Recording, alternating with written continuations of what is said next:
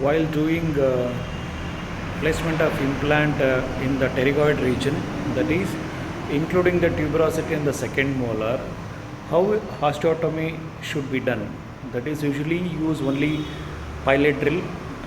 Pilot drill also you will have different dia. So one or two pilot drills you can use.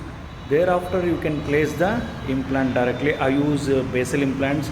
Sometimes I use BECS that is a completely polysurface, or sometimes I use compressive also of 4.5 dia. Length depends on the availability of the bone in the pterygoid region, so it will be 21 or sometimes 23 mm also. Other technique what you can use is if you want to place a double pterygoid, start from the mesial root of second molar, angulated some 35 to 40 degrees, and it should be towards the medial side. Hemular notch should be your reference point. Usually the ridge from the hemular notch will be around 10 mm. So it should be around 4 mm from the ridge, center of the ridge towards the midline. That is the direction, 35 to 40 degrees. So the first pterygoid implant goes through the second molar region, entering the tuberosity, and it may enter the posterior wall of the maxillary sinus, and it emerges out and engages in the pterygopalatine fossa.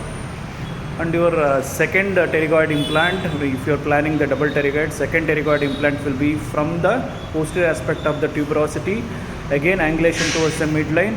You should enter in such a way that when you are doing the osteotomy, you should get the hardness, you should feel for the bone, then only you should proceed, and you have to go and engage in the pterygopalatine fossa. That is, the bone where we engage is not particularly the lateral pterygoid, that is the bone that is not the lateral pterygoid or the medial pterygoid.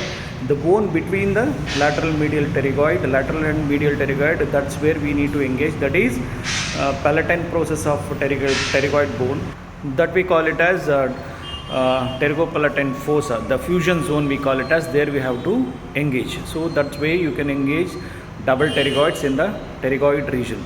So here I am going to use only the pilot drill of two different dia, and maybe another twist drill I use. So one more method I want to emphasize here is that start placing from the second premolar and the tuberosity area. First you, for the direction, use the pilot drill. Thereafter, for tapping purpose, you can use osteotome with the mallet for hitting, so that to find the bone, hard bone.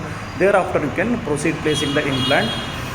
So I have purchased one new osteotome kind of instrument in ISOI conference in Indore.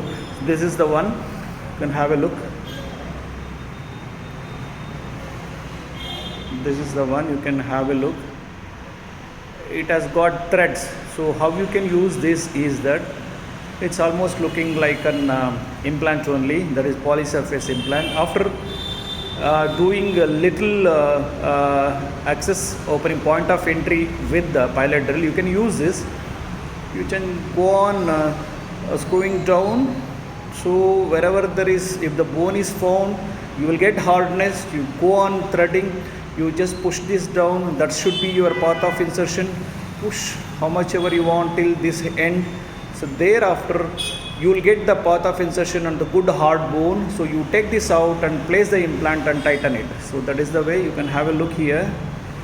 This is the instrument.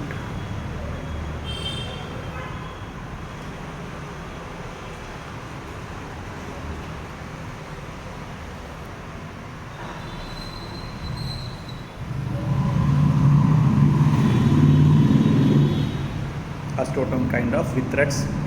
It will be helpful, 100% sure it will be helpful while placing the pterygoid implants.